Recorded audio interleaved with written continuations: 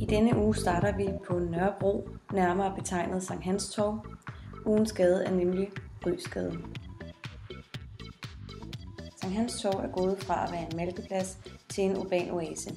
Sankt Hans Torv er den centrale plads i kvarteret omkring Fælledvej, Elmegade og Guldbergsgade. Omgivelserne består af ejendomme til beboelse, og mod nord ligger Sankt Johanneskirken. Torvet er oprindeligt stedet, hvor kvæget fra græsningsarealet på den nuværende Fælledpark blev malket. Pladsen er dannet i slutningen af 1900-tallet, da udbygningen af Nørrebro tog fart.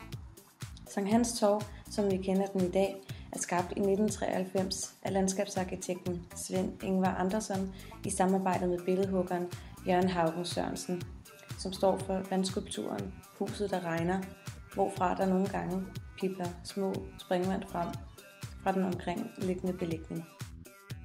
Nu forlader vi Sankt Hans Torv og går af Sankt Hansgade ned til Ryesgade. Inden turen ned ad Ryesgade starter, kan du tage en kaffe to go med dig fra Café Gavlen. En hyggelig café, der bringer dig tilbage i tiden. Brug et par minutter på at se de gamle billeder. De er hængende på væggene.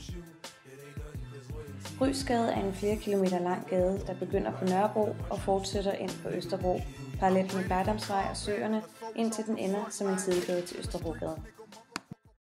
Kvarteret omkring Ryesgade opstod i 1870'erne og 1880'erne. I gadenavnene er det på daværende tidspunkt vigtigt at hædre militærpersoner fra Danmarks to seneste krige, Treårskrigen i 1848 til 1850 samt krigen 1864. Ryesgade er således opkaldt efter general Olaf Rye 1791 til 1849, der i 1849 førte de danske tropper op gennem Jylland, og fra Helgenæs lavede en dristig udskibning af tropperne, der satte dem i land i Fredericia. Ryesgade har tidligere været kendt for sine mange marskandiser. I 1980'erne kunne man tælle ca. 20 i gaden, og der er endnu enkelte tilbage. Ryesgade strækker sig som sagt fra Nørrebro til Østerbro, så når du rammer Tagensvej, drejer du til højre, går hen mod Søerne og går under tunnelen for at komme over på Østerbro-siden. Hvis du er heldig, er der musik og god stemning i tunnelen. Når du igen er ude i det fri, drejer du til venstre og finder igen Ryesgade på højre hånd. På denne side af Ryesgade er der nogle spændende husnumre, du bør lægge mærke til. Du starter ved nummer 48. Her lå den gamle stivelsesfabrik, som den såkaldte Ryesgadeforening engang ønskede at gøre arbejdsmuseum, men som i stedet blev overtaget af TV2. Næste stop, nummer 50. Travcaféen. Allerede i 50'erne lå her en kaffebar. Næste stop, nummer 58.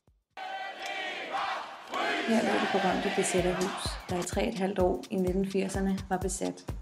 Det blev indtaget 1. juni i 1983, og pludselig en morgen den 22. september 1986 var besætterne forduftet, netop da politiet skulle rømme huset. Det viste sig, at besætterne havde gravet en tunnel fra huset hen til en nærliggende butik.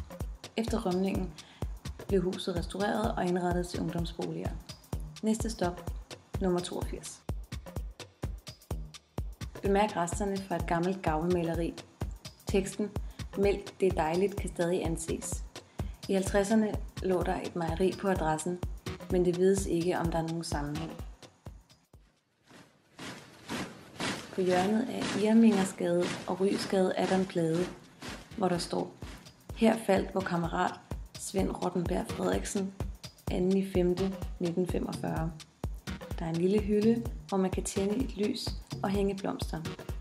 Tavlen markerer, at modstandsmanden Svend Erik Albert Rottenberg Frederiksen 1927-1945 blev dræbt på stedet."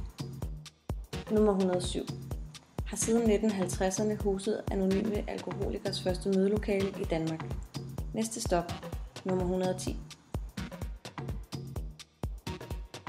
Her er der bevaret en gammel villa fra 1896 inde i gården, der ligger med udsigt ud over Søerne.